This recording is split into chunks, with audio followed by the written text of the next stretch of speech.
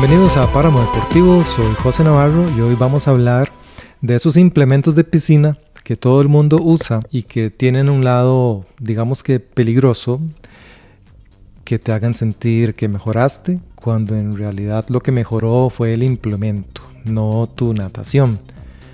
Porque, a ver, te pones patas y de repente la cadera sube, el agua se pone fácil, sentís que volás. Te pones manoplas y sentís que agarras agua como excavadora. Y te pones el snorkel y de pronto nadas perfecto porque quitaste la respiración de la ecuación, o al menos el movimiento de la respiración. Y te pones el pulvo y es como si alguien te hubiera alineado el cuerpo con un control remoto. Las piernas dejan de estorbar, digamos, y todo se siente más limpio. Entonces, la pregunta no es si estos materiales son buenos o malos. La pregunta es, ¿están entrenando tu cuerpo o están entrenando tu ego? El concepto clave de hoy es transferencia, junto con un par más ahí que vamos a discutir. O sea, lo que hago con material se me va cuando nado sin ellos y cuando compito sin nada. Hoy todas estas ideas las vamos a poner en orden con el profe José Amaya. José, bienvenido. Hola José, muchas gracias por la invitación otra vez y feliz de estar por aquí. Un placer tenerte acá, José. Bueno, como te decía fuera de micrófonos, si el eslogan que describe este episodio fuera uno, sería intención, dosis y transferencia. De nuevo, muchísimas gracias y bienvenido. Bueno, y lo digo desde ya, este episodio no es para que compres o para que la gente que nos escucha compre más cosas. Es para que si ya tenés este material que vamos a hablar, lo uses bien. Y si no tenés, sepas cuál sí vale la pena y en qué momento usarlo y cómo. Otra aclaración rápida que quiero hacer es que probablemente hablaremos casi que del estilo crawl o estilo libre, pero José, si vos tenés alguna idea de estos implementos que se usen en uno de los otros estilos, no hay por qué dejarlos por fuera, pues obviamente todas esas ideas son más que bienvenidas. Excelente. Creo que ya adelanté un poquito, patas, pulvo y manoplas y snorkel, que son como de los 4 grandes. Vamos a hablar un poquito de usos, errores típicos, pruebas de transferencia, cómo escogerlos y cerraremos con una pregunta tal vez digamos que incómoda.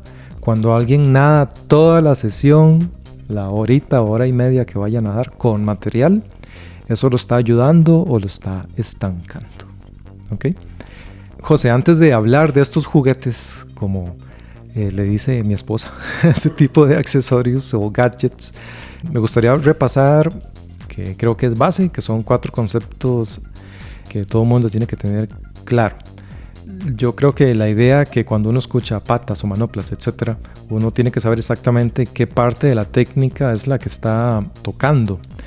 Por eso me gustaría tal vez abordar este primer concepto que sería la alineación o el cuerpo en flecha. Yo pienso, digamos que si el agua fuera como el viento, si uno va de lado se frena y si va alineado uno fluye.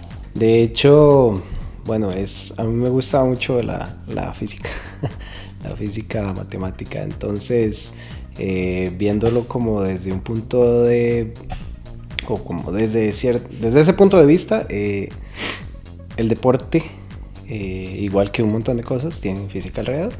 Entonces, pues tenemos que entender que hay que hacer fuerzas. Estas fuerzas tienen que ir en una dirección en la que nos vamos moviendo, pero siempre también vamos a tener resistencias. Entonces, ahí es donde entra el concepto de flecha, así como en otros deportes, y lo digo desde ahora porque en Sports Lab hablamos de siempre multideportes, ¿verdad? Aunque ahorita estemos hablando de la natación, pero en otros deportes como el ciclismo, que también no sé si ya lo habrá hablado Jan antes, no recuerdo en este momento, el tema de ir en fila. Entonces en la natación es exactamente lo mismo. Y además creería que es un poquito más complejo o más difícil, porque la natación el agua, es un fluido pues más espeso, por decirlo de alguna manera, que el aire. Entonces, ¿la flecha qué es? La flecha es mantener esa línea que nos haga, por decirlo de cierta manera, cortar el agua como si fuéramos una flecha, y por eso de ahí viene la analogía. La flecha tiene una punta que corta el aire y después de eso viene todo el cuerpo de la flecha y luego una colita, ¿verdad? Es como deberíamos de tener una posición. En algunos cursos o capacitaciones se le llama también streamline, más como utilizando el término en inglés, y es como se puede encontrar en alguna bibliografía, y lo que busca es entender que el agua la rompemos de frente con los brazos, hombros y cabeza, y que el resto del cuerpo va siendo el cuerpo de una flechita y los pies, la patada, va siendo la cola, que nos da estabilidad, que nos da un poco de propulsión, pero menor a los brazos, y todo eso ya tiene que ir vamos a ver, en la línea que ya abrimos con la parte frontal de nuestro cuerpo, entendiendo que obviamente en la natación vamos en una posición horizontal siempre. Hablando del estilo libre y del estilo dorso, son estilos que tienen una inercia muy constante. Luego están los estilos pecho y mariposa, que pues su inercia no se aprovecha tanto como la de estos otros dos, y que su movimiento es más pues acíclico o inconstante que estilo libre y dorso, o crawl más bien. Ahí hay siempre también una confusión un poquillo de términos. Cuando hablamos libre, quiere decir que en una clase o en un entrenamiento, el libre quiere decir que estás libre de hacer lo que quieras, y cuando decimos crawl es lo que estamos refiriendo al estilo libre o estilo crawl, que es uno específico de los cuatro. Entonces, también nada más para hacer ahí la aclaración. Y ya, volviendo a la pregunta específica, entonces sí, la flecha es básicamente la posición ideal en la que tenemos que estar siempre que estamos nadando. Ok, perfecto. Bueno, aquí vamos a enlazar entonces con patas y pull buoy, porque precisamente estos dos accesorios para esto de la flecha me parece que son seductores porque te prestan alineación, aunque uno tal vez no la haya construido. Entonces el material no es el enemigo es creer que eso ya es tu técnica cuando los tenés puestos. El segundo concepto es respiración y la posición de la cabeza. En crawl, para mí la respiración es como, creo yo, el 80% del caos de la gente que está aprendiendo. Yo lo sé porque yo estoy ahí. Y aún mi esposa, que es una crack nadando, me sigue dando feedback al respecto cuando ella me ve a mí nadar. Porque la gente respira como asomándose por una ventana. Ahí levanto la mano yo. Eso me pasa a mí. Levanta la cabeza, se hunde la cadera, se rompe el ritmo. Y luego uno dice, es que yo no tengo condición. Profe, ¿qué es respirar bien? ¿Y qué debería pasar con la cabeza y el cuerpo cuando respiramos? A ver, ¿qué debería pasar? La respiración en realidad debería ser una transición muy suave, en la que con el mismo movimiento de la brazada vamos haciendo un leve giro acompañado del rólido, que es otro movimiento que tenemos que ir haciendo en cada brazada, y nada más que en el momento en el que vamos a respirar, pues hacemos una pequeña transición también con la cabeza, tomamos aire, y ahí es donde hay una de las cosas interesantes. La gente, más que todo cuando está aprendiendo y le cuesta, cree que la respiración es botar y tomar aire y luego meter la cabeza y aguantar, y en realidad es fluir. Es muy y yo creo que la natación es muy de ir tranquilo, pero obviamente como el ser humano no es del medio acuático, tal vez ahí es donde viene una de las principales dificultades. Fluir con la respiración. Entonces, como decía, hacer una transición, tomar aire, volver a meter la cabeza y continuar con la respiración en la fase de exhalación. 3, 2, 5 brazadas, dependiendo, ¿verdad? Dependiendo de diferentes casos, y volver a hacer esa misma transición para la inhalación. Al final, La respiración está siempre presente en todo momento en el que estamos nadando, solo que en dos fases más marcadas. Inhalación muy clara en el momento en el que hacemos rólido, inhalamos, sacamos la cabeza, y la exhalación mientras vamos avanzando con la cabeza hacia el fondo. Súper, y eso conecta con el accesorio que tengo aquí en la lista para hablar, para discutir, que es el snorkel, porque eso te permite entrenar forma sin que la respiración, digamos que destruya todo. Pero ojo, aquí hay que volver a respirar después y si no, pues no hubo transferencia, obviamente. El tercer concepto que me gustaría tocar, ya lo mencionaste un poquito, el rólido. ¿Qué es, para qué sirve y cuál es el error más típico del rólido?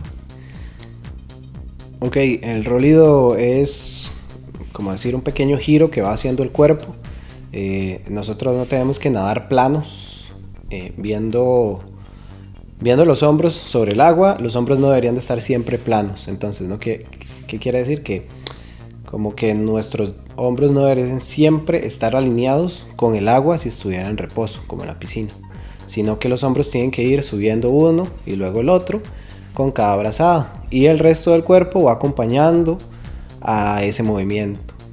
Me recuerdo una vez, no me acuerdo dónde fue que lo vi, si fue en algún curso de la U o en algún otro, que lo simulaban como con el movimiento de un barco de velas.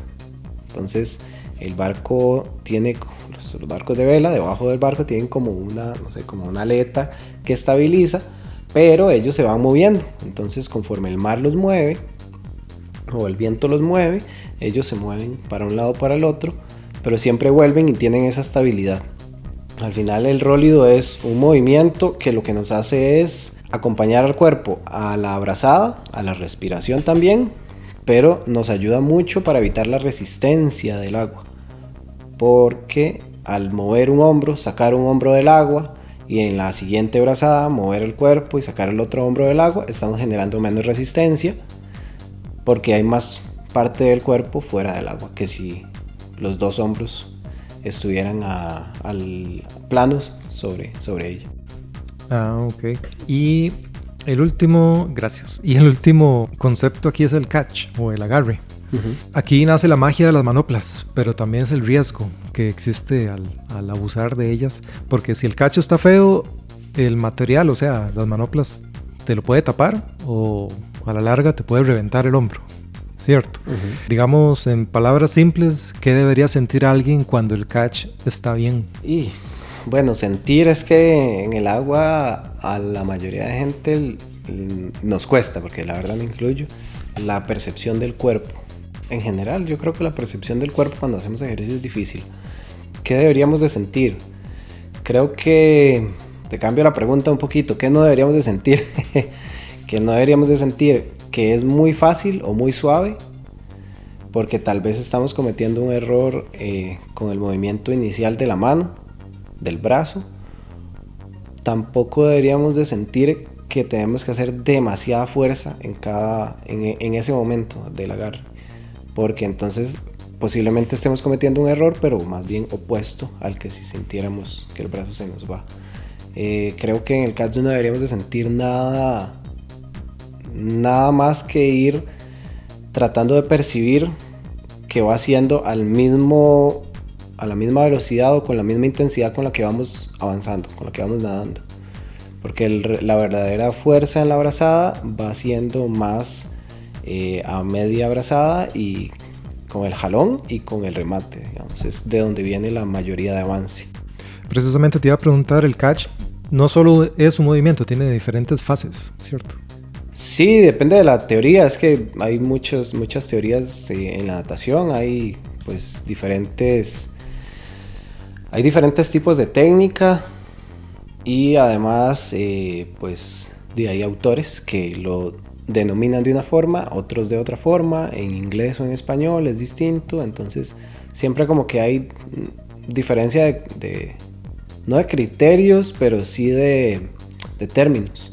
Entonces en algún lugar puedes leer catch o agarre, y en otra puedes decir, no, dice entrada o fase subacuática solamente, y la divide luego en 3 o en 2. Entonces sí, depende de la bibliografía, siempre varía. Ok, y en tu experiencia, porque obviamente le has enseñado a mucha gente a nadar, ¿cuáles son las que vos usas desde el punto de vista didáctico para que la gente entienda las fases? Me gusta, en esa fase me gusta utilizar la entrada, el agarre, como dos términos distintos, luego el jalón y el remate. Es entonces en la fase subacuática. Y luego una fase aérea, que trato de simplificarla, porque a mi criterio, en la fase aérea nunca me interesó enseñar a la gente que se viera demasiado linda, sino que fuera preventiva para una lesión de hombro. Entonces, que no hagan movimientos que le vayan a lesionar el hombro a la persona, que sean contraproducentes, pero la fase aérea pues también no es propulsiva, entonces no es tan definitoria o tan importante en otro aspecto como para que se vea demasiado bonita. Y ahí también entra un concepto que siempre me ha gustado, y es el de la individualidad o individualización del entrenamiento. Y es que todos somos seres humanos diferentes, tenemos el tema anatómico, fisioanatómico siempre es diferente, entonces y no podemos meter a la gente, ni siquiera a los deportistas entran dentro de un contexto, entran en la generalidad, todos entramos en una generalidad, pero para ser muy específicos ya pues creo que puede ser más contraproducente. Ok, listo. Bueno, yo creo que tenemos el idioma ya en común. Hablamos entonces de alineación, respiración, de rólido y de catch. ¿Hay tal vez algún otro concepto por ahí antes de empezar con el tema de los materiales? Bueno, algo importante creo que están los ciclos de patada y de brazada, y es que podemos nadar con diferentes ciclos. Un ciclo de brazada quiere decir que hacemos brazada derecha, brazada izquierda, eso es uno. Y un ciclo de patada es lo mismo, es una patada derecha e izquierda, es un ciclo de patada. Esto dependiendo de lo que vayamos a hacer o participar, o inclusive también de manera individual, que se nos presta mejor para hacer, se trabaja distinto. Entonces, por ejemplo, comúnmente los nadadores de velocidad utilizan muchos ciclos de brazada y muchos ciclos de patada. Hay diferentes relaciones para eso, dependiendo del evento y también el nadador. Y en la natación de larga distancia se utilizan ciclos más bajos. Entonces, por X cantidad de ciclos de brazada se utilizan menos ciclos de patada. ¿Por qué? Porque la patada es menos propulsiva y como son eventos de resistencia, entonces se busca también ser más eficiente en energía y en inercia. Entonces por ahí los ciclos es algo importante. No es algo tan determinante, pero a veces cuando le decimos a la gente y la hacemos consciente de esto, le rinde más, por decirlo así. Más que todo nuestro enfoque, que es para natación de aguas abiertas, o también enseñar a la gente. Inclusive en algún momento me sirvió mucho esto para que la gente pudiera aprender de manera más fácil, porque dice solo patada y brazada, a lo que dan, y si ya les enseñas a ser más conscientes con eso, pues la energía es mejor utilizada. Sí, te comprendo. José, me gustaría, antes de empezar con esta parte de los accesorios, tener tu impresión sobre esta frase. Si solo entrenas con accesorios y no ves un cambio cuando no los usas, no entrenaste, solamente alquilaste técnica. Está muy a la yugular. Es como una frase que yo diría y al mismo tiempo no diría. Pues sí, no. Digamos, para unas pocas veces sí aplica. Pero el tema de los accesorios, y creo que habría que mencionarlo, es que como todo requiere constancia. Entonces, los accesorios por sí solos sí, sería alquilar técnica o de alguna forma tener unas ganancias engañosas, pero con el paso del tiempo y la constancia y también el buen enfoque, creería que sí es donde vienen los beneficios. Ok, muy bien, te entiendo. Bueno, vamos con el primer accesorio, que es las patas. Me parece que este es un clásico. La gente se pone las patas y se siente que va como en modo turbo. Hacen que la cadera suba, el cuerpo se alinea. La patada obviamente te empuja, aunque sea mala, digamos. Y de pronto uno siente que nada mejor o nada más rápido. ¿Por qué o para qué sí sirven las patas? Y cómo evitar que lo engañen a uno. Ok, interesante, me encanta.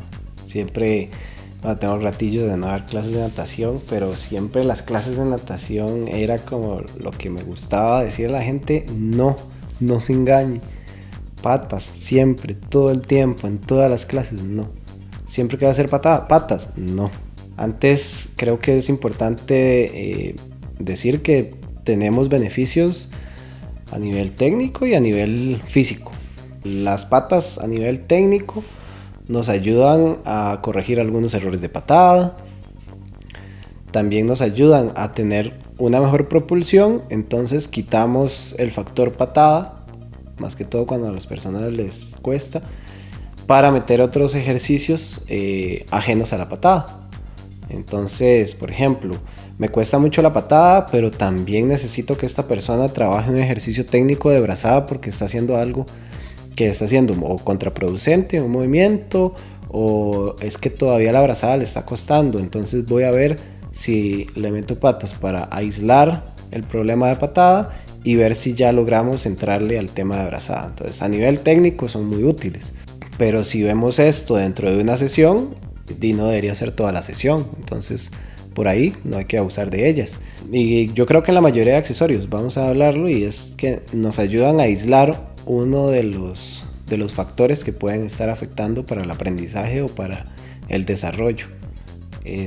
Como decías ahora en la introducción, uno siente ¿cómo fue que dijiste? Como que nada más limpiamente. Efectivamente, lo que buscamos con los accesorios, y en este caso con las patas, es limpiar algún efecto o alguna mala acción para buscar mejoras en otra.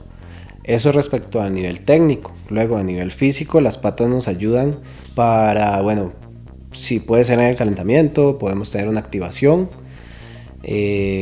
o en algún momento de la sesión, si hay algún ejercicio muy específico de patada, de intensidad, podemos utilizarlo, o también previo a hacer el específico de intensidad en patada.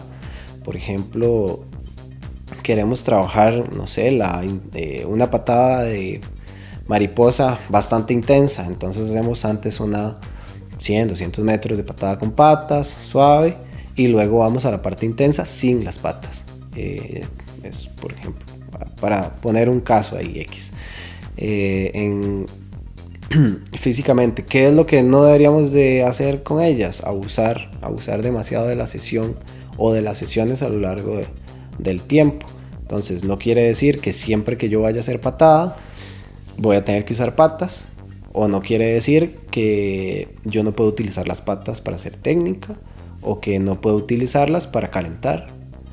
Donde no me gusta tanto es para aflojar, pero inclusive no soy alguien de blanco y negro, sino que también hay que analizar. Y por ejemplo, tenemos triatletas, y si es que le pusimos las patas en el afloje porque después enlazamos con otra actividad fuera del agua, bueno, ves. Entonces también creo que es mucho del análisis de cómo las vamos a utilizar y para qué. Esa última parte que acabas de decir me recuerda, por ejemplo, mi coach Jaxel, que él me pone a correr justo después de hacer gimnasio, porque él me dice, usted tiene que acostumbrarse, usted va para un maratón, a correr cansado. Me imagino entonces que patas en el afloje, que precisamente luego siguen a otra actividad fuera de la piscina, pues más o menos tienen el mismo propósito. Sí, puede ser ese, o puede ser también un tema de fatiga, o puede ser un tema más bien de un poquito más de activación para lo que viene. Uh-huh. Pero sí, exactamente así es como funciona. Ok, muy bien.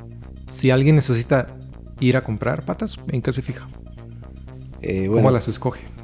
A ver, recomendaciones, podría decir que no sean de las que tienen como una fajita por detrás, que son solo de meterla con la punta del pie hasta el empeine y luego por detrás tienen una fajita, sino que sean por talla, de las que tienen como que se estiran y uno las compra en un rango de tallas.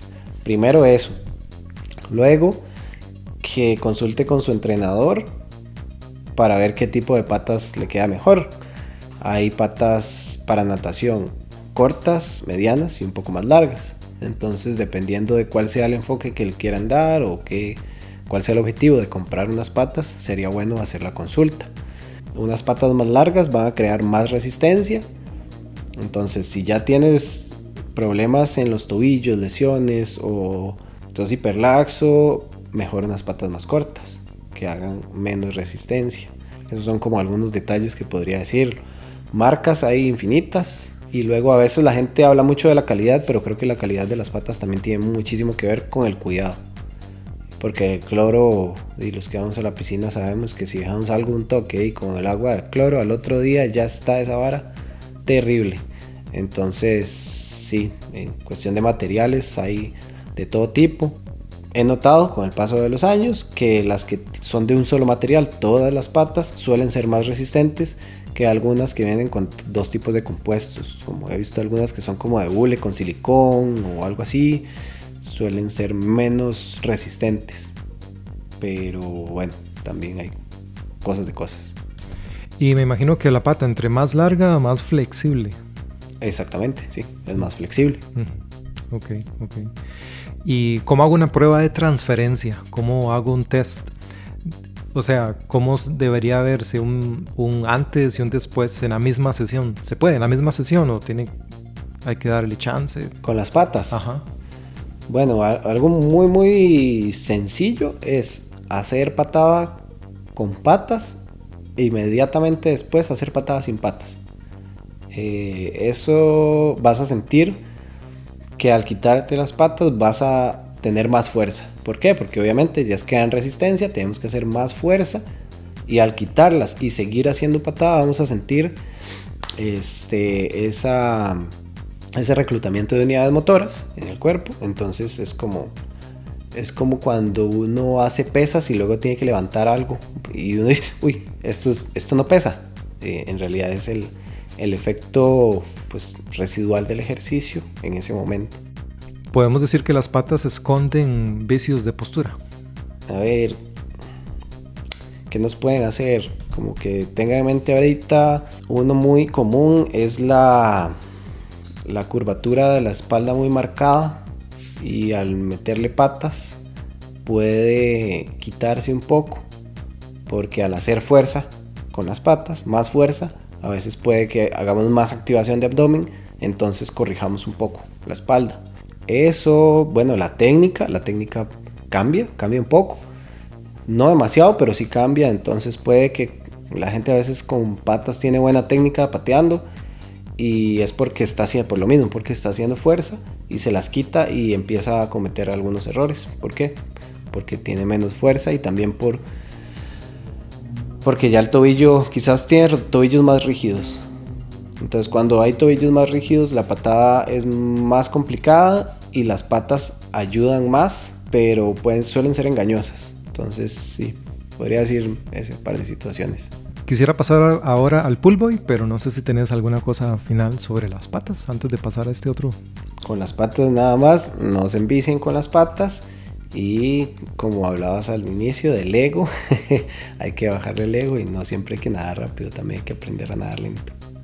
Ahora metamos el que a mucha gente le encanta porque se siente técnico, digamos, que es el pull boy. El pull boy es esa muleta elegante, digo yo, porque te alineas, dejas de pelear con las piernas y de golpe el brazo sale mejor.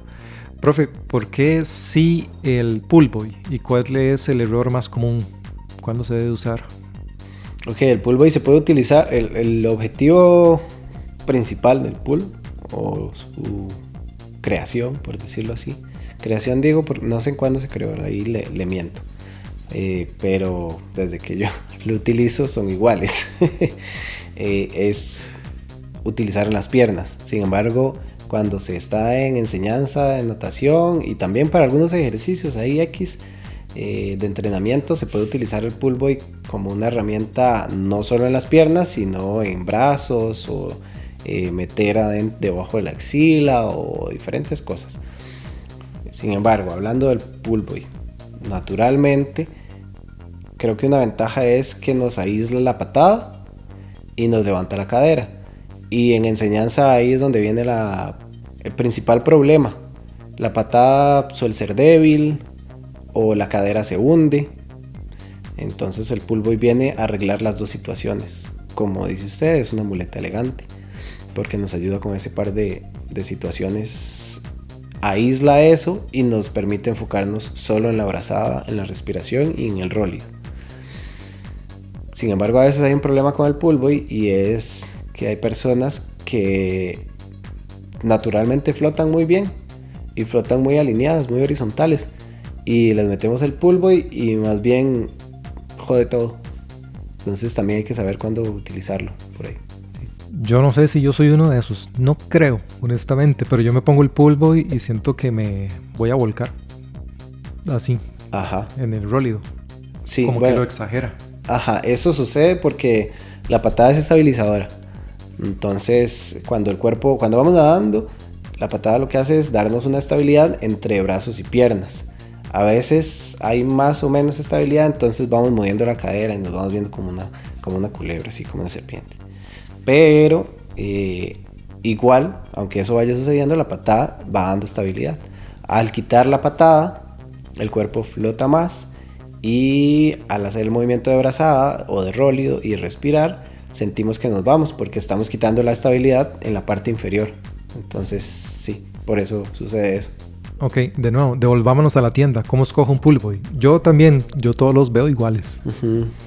Pues pull boy hay demasiados tipos. Hay unos que son pull boy tabla, hay unos que son pull boy normal, hay estilos viejos, colores.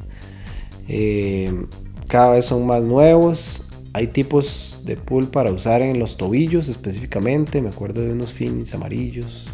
Y hay otros que son en general como muy corriente. Entonces, si nunca has tenido y vas a empezar a comprar pull, pensaría evitar los que son de tobillos.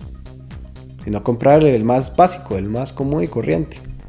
Que le guste el color, que le guste la forma ahí más o menos, o la marca, el material, pero que no sea demasiado extraño porque cada vez salen más cosas, hay más implementos y si estás empezando, no quiere decir que sean malos, pero si estás empezando es mejor utilizar lo más sencillo porque al final el pull boy igual la versatilidad se la puede dar uno como usuario o uno como entrenador o instructor le puede dar la utilidad al pull boy de diferentes formas. Entonces el más sencillo. ¿Y qué prueba de transferencia para ver si hubo transferencia recomendás en cuanto al pull boy? El pull boy creo que es más, yo pensaría que es más a largo plazo, digamos, no como decir en una intrasesión, sino más con el paso del tiempo, porque requiere más de conciencia, que era lo que decía ahora al inicio. Siempre que vayamos a hacer cualquier ejercicio técnico o cuando estemos en aprendizaje de cualquier cosa, lo que más necesitamos no son materiales, no son demasiados gastos, demasiadas cosas. Necesitamos, querer estar ahí, concentrados, y dentro de la concentración tratar de buscar la mayor conciencia corporal. Ya teniendo eso, pues creo que es donde vamos con el paso del tiempo teniendo mejores beneficios. Si utilizamos el pull boy solo como está hecho, pensaría que la prueba de transferencia podríamos decir después de, no sé, 1 o 2 meses, y esto es muy relativo porque hay personas que aprenden a nadar muy fácilmente, muy rápido, se les hace muy natural, y hay otras que les cuesta un poco más. Y podría decir que iría más enfocado hacia la mejora de la brazada, sin nada muy específico. Ok, bueno. Muy bien, sí. El pull boy yo creo que es brutal si uno tiene la intención clara, ¿verdad? Como siempre hemos hablado de intención, en este caso aislar brazos, alineación y obviamente pues el foco técnico que dé el instructor en ese momento. Vamos con las manoplas. Aquí yo creo que es donde el ego se vuelve peligroso y a veces uno tiene combo patas y manoplas y vuela, pero como te digo, creo que tal vez es un poquillo peligroso desde el punto de vista del ego que hablábamos ahora anteriormente, porque con las manoplas sucede que uno se siente fuerte casi que de inmediato. Y como se siente fuerte, la gente se emociona y mete volumen y mete intensidad y dice, hoy sí entrené como pro. Y el hombro, 3 semanas después, dice, mae, no. Profe, primero, los tipos principales para, digamos, no perderse en la tienda. Por ejemplo, mi esposa tiene unos que tienen unas fajitas. A mí no me gustan porque siento que me aprietan mucho y los siento como incómodos de ponerme. Ajá. Yo tengo unos que es la paleta casi que plana y tiene un huequito y uno mete los pulgares nada más. No tiene ninguna fajita para amarrar así. ¿Eso sirve de diferentes propósitos o simplemente es una cosa de comodidad? Sí, vieras que esas que tienes vos empezaron a salir cuando yo trabajaba en la U dando clases de natación hace un montón. Y me acuerdo que nos habían llevado, porque yo trabajaba en la U dentro de un proyecto que dábamos clases de natación. Entonces nos habían dado como el catálogo de la Finis, son los Finis. Y cada una tenía un propósito diferente. Me acuerdo ahorita que habían 3 tipos. Unas eran como más largas, tenían una, inclusive llegaban casi hasta la muñeca y tenían una faja. Habían otras que solo tenían una liguita. Y estaban esas que eran de nada más meter el pulgar. Tenían enfoques distintos. Sin embargo, el fin era el mismo. Entonces, unas se enfocaban un poco más en la mejora de la técnica. Pero al final todas, a pesar de tener un enfoque más específico, funcionaban para lo mismo. Tenían un fin en común y el fin de las manoplas, bueno, no me preguntaste eso, estamos hablando de los tipos, ves que yo me pierdo. Ya te iba a preguntar por el... Sí. La pregunta más importante, más allá de los tipos, pues ¿para qué se usa? Ajá. Y luego estaban como las que dices que tiene Eli, que son más clásicas, son una paleta plana o a veces más curvitas con una liga. Sí, esos son como los tipos. ¿Para qué se usan? Están estas que tienen algún enfoque como más pensado en técnica y demás, pero la mayoría de la manopla está hecha para hacer un trabajo de fuerza. Se combina con otros materiales a veces o a veces no. Y ahí es donde hay que tener cuidado. Pero no sé si me estoy adelantando a la siguiente pregunta. Lléguele de una vez, porque esa era la siguiente pregunta. Sí, hay que tener cuidado porque la manopla, como lo decías ahora, después de un mes ya sentís. El hombro es una articulación pues compleja. Es de las que tienen mayor movilidad en todo el cuerpo. Por ejemplo, el codo solo tiene flexión-extensión, igual la rodilla. Entonces el hombro, o al igual que la cadera, por ejemplo, son articulaciones que hay que cuidar más porque tienen movimientos de circunducción. O sea, se mueven para todo lado. Entonces ahí es donde hay que tener cuidado porque eso las hace muy amplias, se pueden usar para todo. Por ejemplo, pues, con los brazos nadamos, con los brazos podemos hacer muchos ejercicios, pero asimismo hay que cuidarlos de una lesión. Ahí es donde vienen las cargas.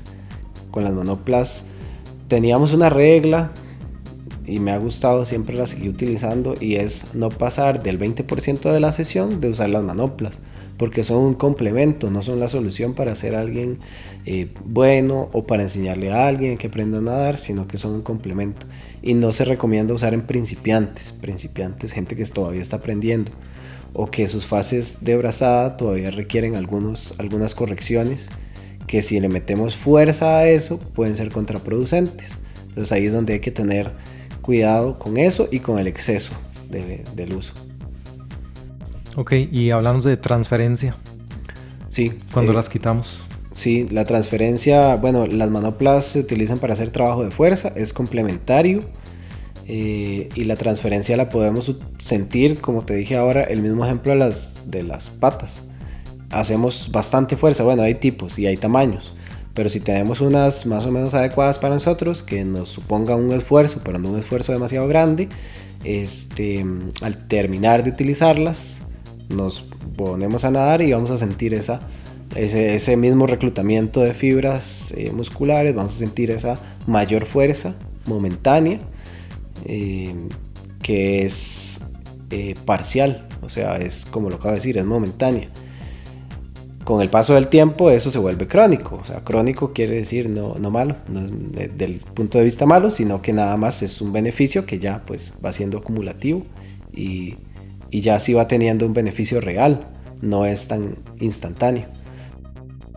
Ok, entonces el asunto de la ganancia que tengo yo como usuario de todo este tipo de gadgets, se podría decir que hasta cierto punto es como inconsciente, porque uno no dice voy a reclutar más acá muscularmente, sino que con el tiempo el cuerpo, digamos que se acostumbró a reclutar eso, pero ya no tengo el juguete, pero aún así recluta. Exactamente, es por ejemplo si tienes problemas de postura y te mandan al gimnasio. ¿Pero por qué? Si mi problema de postura está en la computadora de mi trabajo todo el día, sí. Y el primer día de gimnasio no vas a sentir nada, y el segundo no vas a sentir nada, y una semana después tal vez vayas poco a poco sintiendo algo, pero es algo que se da con el paso del tiempo, que vas sintiendo esa mejora y después va siendo inconsciente. Y ya cuando te das cuenta, mira, la postura mejoró. ¿Por qué? Sí, porque es algo de constancia y de largo plazo o mediano plazo. Ah, ok. Bueno. Y ya con esa respuesta, mi duda existencial, hoy puedo dormir tranquilo. Ese asunto de la transferencia ya me quedó súper claro. Muchas gracias. Antes de progresar al siguiente accesorio, que es el snorkel, una rapidita. Yo he visto, por lo menos en el Palacio de los Deportes, aquí en Heredia, que hay gente que nada con camisetas. Creo que de hecho una vez escuché a alguien que tenía que ser de algodón y le cortan las mangas y tal vez como una camiseta más grande, una talla bien grande. Supongo que es para resistencia o para generar, no sé, algún tipo de resistencia. Eso es un gadget, digamos. Sí. Válido. ¿Sí? Es un gadget. En realidad ese gadget se llama draga y es como un tipo de licra o pantaloneta que se pone uno como una pantaloneta, ¿sí? ¿Cuál es el asunto con eso? Bueno, las dragas suelen ser más caras, digamos, más caras inclusive que una licra de natación o una tanga o lo que sea que utilices o un traje de baño, y tiene como es como una mallita y tiene como unas bolsitas por dentro pequeñas, y el objetivo de eso es crear resistencia. Y la verdad, para ser sincero, creo que son difíciles de conseguir aquí. No he visto demasiadas, o sea, como no hay gran variedad de dragas para conseguir. Entonces las camisetas de algodón son una solución, se le cortan las mangas para evitar ahí que se peguen en los hombros y alguna lesión o la incomodidad o que se chime, pero son la solución y por eso son de algodón, porque si son de una camiseta como dry fit o algo así, es una tela que pues el agua no va a quedarse ahí atrapada, sino que va a fluir más fácilmente y son más livianas, entonces no va a crear tanta resistencia, y de ahí es que sea de algodón. Las dragas o las camisetas de algodón se utilizan, eso sí, en algún momento específico de la temporada. Por ejemplo, para hacer la relación con bosques o corredor, se utilizan en un momento en el que estás entrenando la base, que estás entrenando un poco, o más bien más volumen, un poco más de resistencia con algún tipo de accesorio distinto, o que estás complementando con el gimnasio, y en algunos otros momentos pues de manera más aislada, pero la mayoría del tiempo sí, como una etapa inicial. Ok, en cuanto a su elección, que sea de algodón y que sea grandecillo, cortar mangas y vámonos. Sí, tienen que ser un poquillo más grandes y que queden flojitas, y de algodón. Ok, bueno. Ahora sí, el snorkel, que para mí es el material más malinterpretado digamos. Hay gente que cree que el snorkel es para no sufrir, pero cuando se usa bien es para ser más técnico, porque te quita el movimiento de la respiración del mapa y te deja enfocarte en la alineación, en el catch, en la simetría y ese tipo de conceptos que ya hablamos al principio. ¿Para qué se usa, profe? ¿Y qué tipo de atleta se beneficia más? El snorkel se utiliza para los dos fines también que mencioné antes, uno más físico y uno más técnico.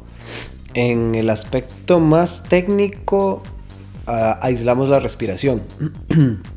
Entonces podemos trabajar la totalidad del estilo, cualquiera que sea, sin aislar, o más bien aislando el movimiento y respiración, el movimiento de la cabeza y la respiración. Entonces por ahí tenemos una ventaja. Por ejemplo, si queremos, y es uno que he utilizado en algún momento, si queremos trabajar lo que te decía al principio de los ciclos, la relación de ciclos de brazada y patada, entonces por ahí el snorkel suele ser muy útil, porque el cerebro estamos quitando el tema de respiración y podemos ir contando e ir analizando eso mientras vamos nadando. Esa es una de las ventajas.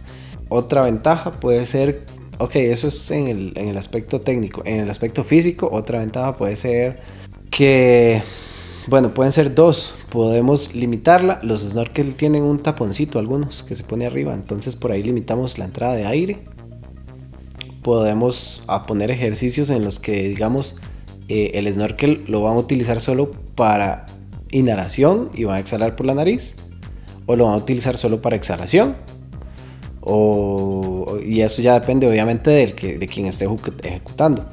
Esos son otros ejercicios que pueden tener algún beneficio físico. Todo siempre, creo que los beneficios físicos o fisiológicos que busquemos van en relación de la totalidad del entrenamiento, no de un ejercicio aislado. Pero sí. Y otra ventaja es que si estamos trabajando mucha intensidad, entonces podemos darle al cuerpo una mejor oxigenación, porque tal vez el trabajo es más, no sé, por decir algo, es más anaeróbico, es totalmente anaeróbico. Entonces al final no importa si no respira o no importa si respira demasiado, porque el objetivo no tiene nada que ver con el metabolismo aeróbico. Qué montón de información de eso que yo no sabía. Yo tengo uno y verás que casi no lo uso, porque por lo menos yo lo uso para inhalar y para exhalar, y a veces a media piscina se llena de agua y aunque tiene una valvulita en la que uno puede soplar duro y expulsa el agua que se le mete, a veces se ahoga, boludo. Sí, y que también con el snorkel es interesante algo, que si no lo usas mucho, no tienes la costumbre y apenas uno se lo pone y mete la cabeza dentro del agua, como que cuesta respirar, y no se sabe, que uno se bloquea. Entonces sí, eso es algo vacilón que pasa. Ok, y la pregunta del millón: ¿cómo evito que el día que me lo quite se me caiga todo por la respiración? No abusando de él. Sí, básicamente. Sí. Como todos los demás. No haciéndolo algo indispensable, sí. Es como para los que escuchan o vayan a escucharlo de otro deporte. Es como tener en ciclismo una bicicleta que pese el límite, el mínimo de lo que se pueda tener, porque las bicicletas tienen un límite mínimo. No puede pesar menos de 6.8, creo que es kilos, algo así. Eso para efectos de competencias, ¿verdad? Reglamentadas. Entonces es como tener la bici más liviana y querer utilizarla siempre, pero no entrenar, o no tener un enfoque bien hecho de entrenamiento y nada más ir ahí a ver qué sale, o tener la bici más liviana y no saber andar en bici. Como que no. O también sucede en corredores como que tienen un tenis con placa, pero no tienen la constancia, no tienen tanto tiempo de experiencia corriendo, o su cuerpo no está preparado para correr con unas tenis de placa. Entonces también está siendo contraproducente. Es un ejemplo, pues, para hacer ahí la relación. Sí, totalmente claro. Y José, para la gente que va a ir a la tienda porque se le antojó un snorkel, ¿cómo escoge uno? Para sentir que no botó la plata. Sí. Puña, en snorkels hay muchos tipos, hay unos chivísimas, hay de todo. Pensaría que muy importante que no le engañen, porque a veces hay unos que dicen esto es un snorkel y es una máscara de hacer snorkel. No es lo mismo. No es lo mismo una máscara o un snorkel de hacer snorkeling en el mar o en un lago para ver la fauna, la vida marina, que un snorkel de natación, hacer la diferencia. Estos snorkels recreativos se utilizan o son laterales para que permitan la visión total de ver, digamos, ver el paisaje. Los snorkels de natación van por el frente, como por la línea de la nariz. Ese es el primero, ¿verdad? Luego de eso, importante tal vez probar un poco la liga que tiene y el ajuste, porque ajustan en la frente y con una liga como las lentes de natación, entonces sentir que no sea como algo que uno sienta concho. Y tercero, que tengan la válvula esta de escape que tienen por debajo cuando uno sopla, porque es muy útil y algunas marquillas no lo tienen. Y sí, porque eso es de ahí cae digamos la calidad de eso. Y una cosa importante, creo que aplica para todos, esta pregunta es como para todos, el factor cuidado y limpieza. Se me ocurre más con el snorkel porque tiende a no sé cuál será la palabra exacta, como a guardar agua, tal vez, en la válvula. Cómo lo cuidamos, cómo lo almacenamos y todo lo otro, las manoplas, las patas, etcétera. Me acuerdo, por ejemplo, a veces se le puede poner talco a las patas y así cuando se guardan por mucho tiempo. Nada más algunas recomendaciones generales para la parte de cuidado de los accesorios. Sí, yo creo que todos los cuidados van más que todo por el tema de limpiarlos después, ya sea que la piscina que vamos es de cloro o es de agua salada, limpiarles esa agua para guardarlos, enjuagarlos después de la natación, enjuagarlos en la ducha y guardarlos secos, ya sea que uno los puso en un lugar donde se escurrieron o en una bolsa de estas de natación donde permita que se escurra, o que uno los seca y los guarda, que se guarden secos, que se permitan eso, porque cuando las cosas quedan con humedad se van deteriorando. Si es humedad con cloro, muchísimo más.